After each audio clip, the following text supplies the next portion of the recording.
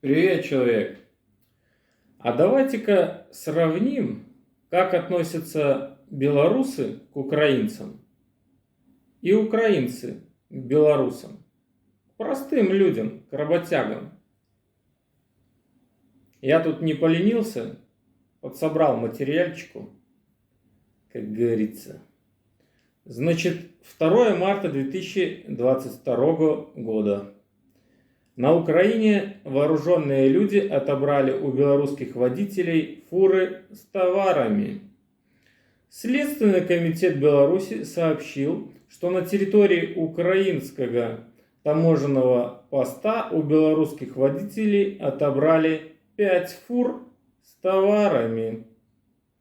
Вооруженная группа, по информации ведомства, в общей сложности завладела имуществом не менее чем на 200 тысяч евро.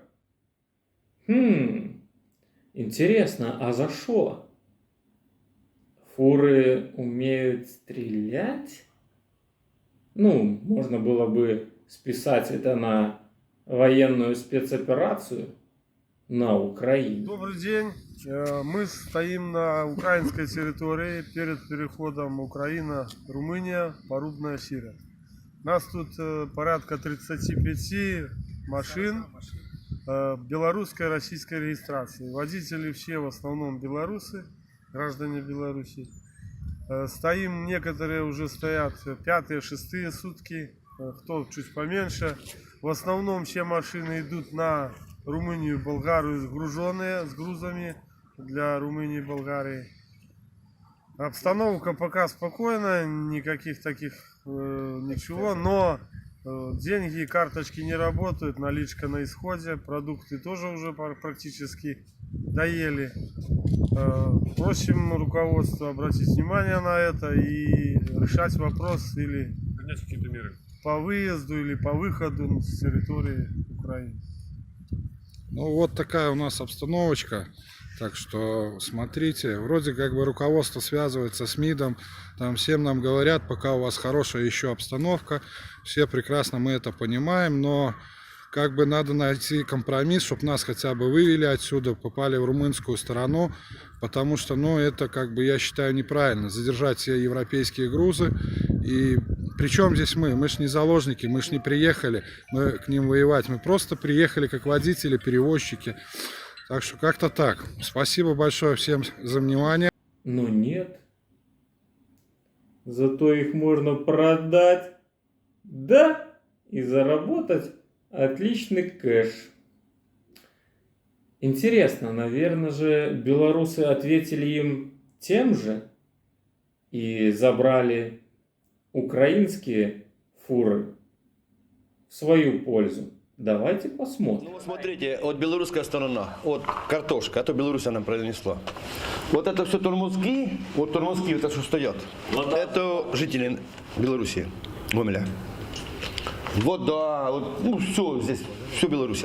Картофельный суп, колбаса, салат и черный хлеб. Ужин украинские дальнобойщики приготовили себе прямо здесь, в прицепе фуры из принесенных гомельчанами продуктов. В помощь примусы и водительская смекалка. Остальным обеспечили простые белорусы. Люди помогают водителям закатками, чаем, печеньем, крупами и теплой одеждой. Несут все, что может пригодиться для жизни в таких условиях. Все порядок, все тихо, спокойно, спасибо. Нам организовали воду, туалет. Сегодня нас возили в душ, возят, правда, в душ на предприятие.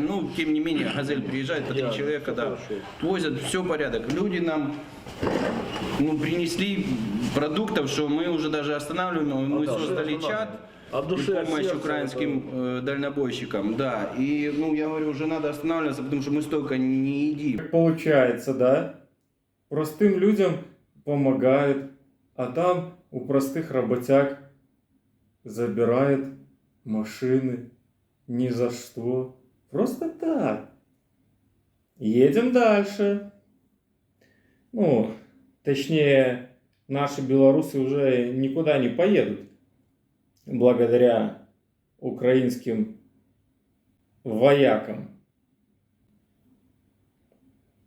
Значит, 10 марта на Украине у Гродненца, моего земляка, забрали фуру Он смотрел, как она уезжает, и ничего не мог поделать.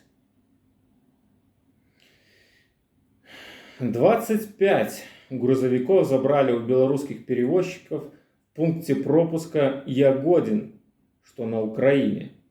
Среди этих машин 8 принадлежат перевозчикам из Гродно. Вот за что? Что сделали эти работяги украинцам?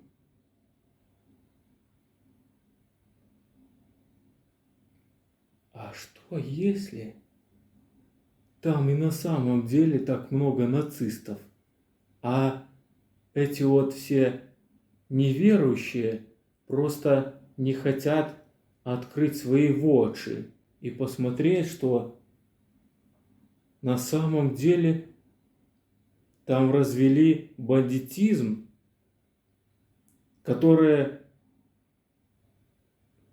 просто, короче, матами хочется ругаться. Ну, наверное же, после этого уж точно белорусы ответили и, ну, как-то, чтобы не смели там забирать машины. Мы у себя тогда заберем, так будет по-честному, да? Давайте посмотрим, как на это ответили белорусы. На стоянке в Осовцах уже около десятка фур. Каждую ночь в среднем прибывают по 2 новые. Ранее водители стояли на границе и не знали, что делать. Ехать дальше было небезопасно. На платную стоянку не хватало средств, деньги на еду заканчивались. Украинские банковские карты у большинства оказались заблокированными. Не все наниматели вышли на связь. Руководитель нашего предприятия Забияк Владислав Анатольевич выступил с инициативой, то есть предложили вот эту стоянку. Большую помощь оказывают волонтеры. Очень много приезжает наших гомельчан, они оказывают помощь как материальную, так продуктами, там, химией бытовой, там, мыло, средства. Немалую роль сыграла созданная в мессенджерах группа о помощи украинским водителям, к обсуждениям в которой подключились волонтеры, а представители власти оказали помощь в организации бесплатной стоянки для машин. Места хватает, здесь спокойно может разместиться до 150 грузовиков. Куда же мы выедем, если мосты позрываны? Я перебью больше, не то, что говорят, как бы ехать. Ехать никуда, границы закрыты. Мы как бы черпаем информацию, нам белорусские пограничники говорят, мы вас выпустим, едьте, только куда вы поедете. Мосты повзорваны, там идет война. Лучше переждите здесь, вы в любой момент можете поехать. Задавали им волонтеру вопрос, когда вы хотите уехать, на что они отвечают, хотели бы завтра, хотели бы сегодня, да. Как только будет что-то понятно, какие-то прояснения, наверное, когда у них, какие-то гарантии будут и уверенность, потому что, насколько я знаю, у них заблокированы карточки украинские денежные, да, то есть, вероятно, есть вопрос с оплатами. Водителям спокойно, что стоянка охраняемая. Сегодня она стала временным домом для жителей Чернигова, Киева, Мариуполя, Мелитополя и других городов Украины. Хозяева территории автостоянки не исключают, что компания дальнобойщиков будет пополняться и готовы предоставить помощь и места для парковки всем, кто в этом нуждается. Получается, опять ответили добротой на их злобу. Как такое может быть? Может быть, белорусы реально молодцы и помогают, несмотря ни на что? Большинство украинцев, конечно, я думаю, нормальные, адекватные люди. Но как мы, белорусы, можем поддерживать украинскую власть, которая такое допускает? И не надо списывать это там на спецоперацию, еще на что-то. Причем тут люди простые? Ведь так происходит не только на Украине. Так с белорусскими фурами, с русскими машинами. Просто обычных людей мучают и издеваются. Это ли не нацизм? Продолжим. Украинцы начали отжимать белорусские фуры не только на погранпереходах. Очередным налетом 13 и 14 марта подверглись водители из Гомеля и Речицы. У первого отобрали Scania, у второго DAF. Ну, фирма машин так называется.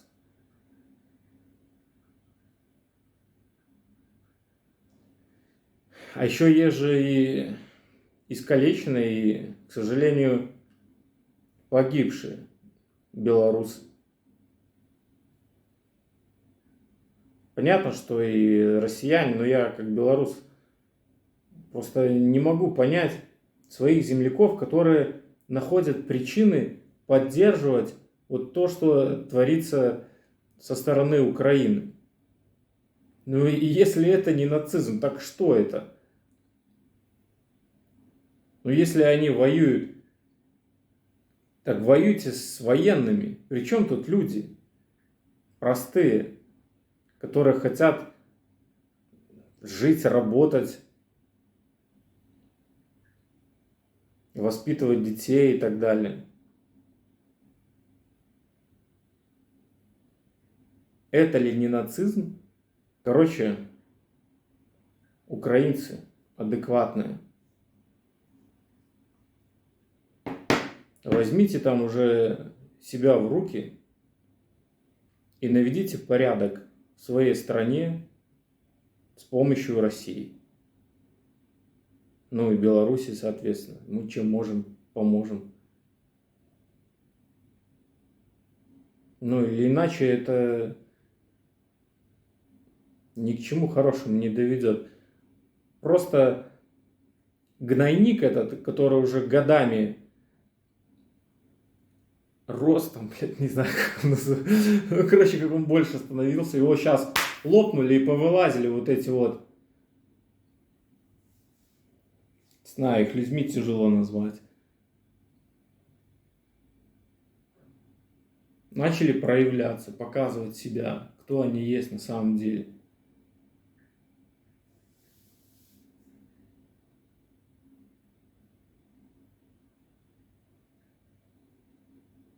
Надо работать вместе.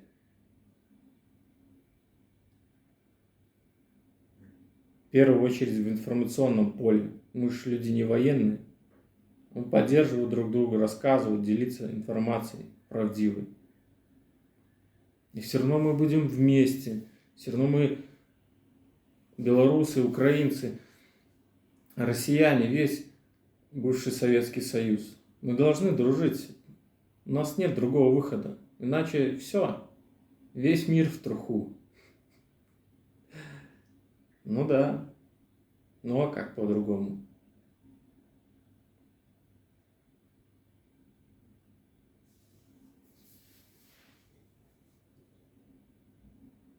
Меня удивляет люди, которые... Вот НАТО, она просто вот защищает Европу. А от кого? Нет, ну, если это такая мировая контора, почему НАТО нет в США, например?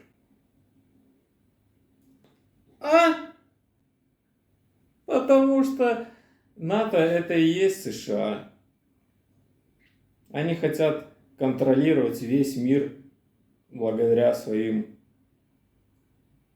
установкам. Якобы ПВО, а на самом деле там можно заряжать чем угодно. Ну, неужели это так сложно понять?